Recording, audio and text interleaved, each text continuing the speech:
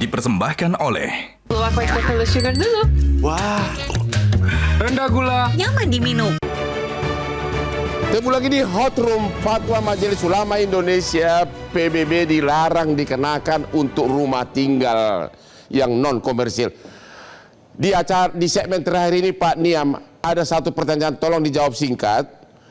Terlepas dari pro dan kontra mengenai fatwa Majelis Ulama, apakah Majelis Ulama akan berjuang agar fatwa ini diwujudkan dalam bentuk peraturan tertulis, merubah undang-undang yang sudah ada? Ya, MUI sudah berkoordinasi dengan teman-teman Ditjen Pajak untuk mengkonsolidasikan, menyamakan pemahaman, sekaligus juga menindaklanjuti dengan komitmen pewujudan pajak yang berkeadilan. Isunya bukan hanya sekedar rumah tinggal semata, tetapi isunya adalah pengenaan pajak kepada orang yang wajib pajak, yang memang punya kelebihan rezeki, yang punya kekuatan di aspek finansial untuk didistribusikan sebesar-besarnya guna menjamin keadilan dan pemerataan. Dan jangan jadi intinya akan ada langkah konkret dari Majelis Ulama ya? Finansial memang tidak layak untuk dikenain pajak. Akan ada langkah konkret agar ini menjadi bagian dari peraturan tertulis, begitu Pak ya?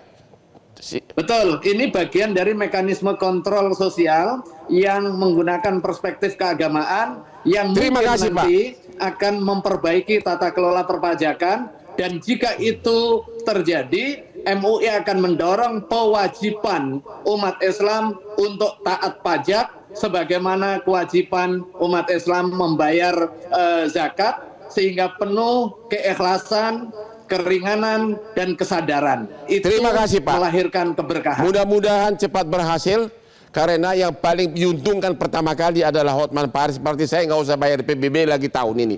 Pak, udah gimana? Pesan terakhir, apakah ini perlu diwujudkan dalam bentuk perundang-undangan? Ya, yang pasti adalah pajak harus kita junjung keadilan, asas keadilan. Ya. Kemudian kita juga harus menjunjung fungsi redistribusi, bahwa yang kaya itu harus. Setuju nggak fatwa MUI diwujudkan dalam bentuk undang-undang? Pada dasarnya fatwa itu saya nggak setuju. Tidak setuju? Saya nggak setuju. Tapi kalau kita lihat sebenarnya memang pesan terakhir saya adalah ketika pajak itu hanya menguntungkan yang kaya aja, maka jadi pertanyaan adalah fatwa MUI itu buat siapa? Ya. Itu saya Bang, pesan saya Bang. Terima kasih.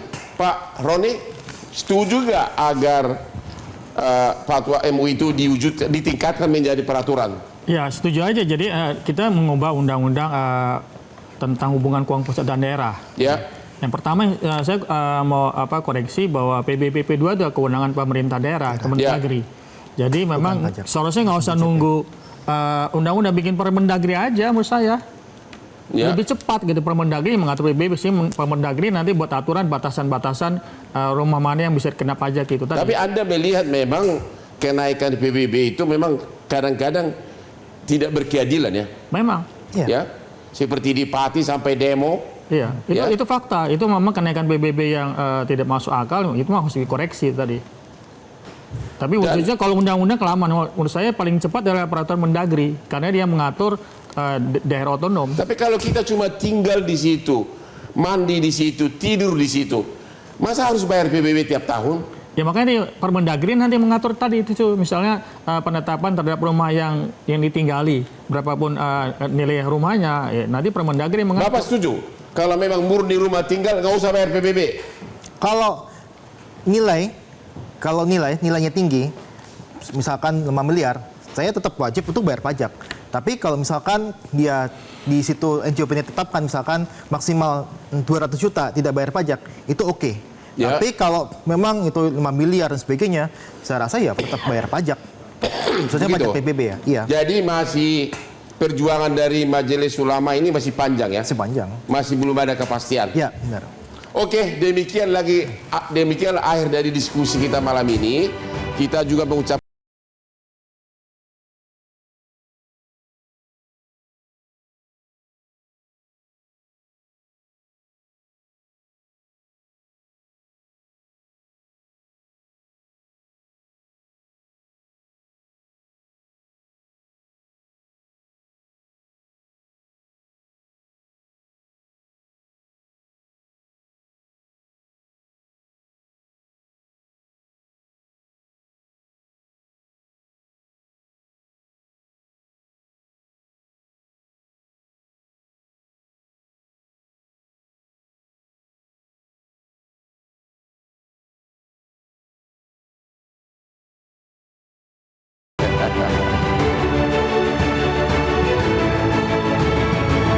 Jelajahi cara baru mendapatkan informasi. Download Metro TV Extend sekarang.